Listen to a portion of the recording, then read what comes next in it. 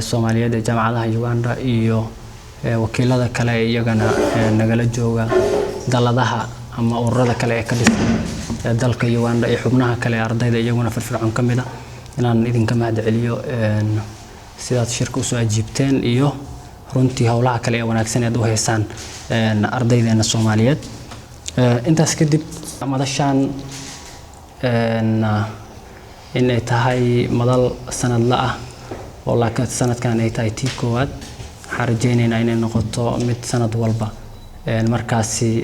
dadka muhiimka u ah ardaydeena ama indhaha u ah oo ay gudoomiyaasha jaamacadaha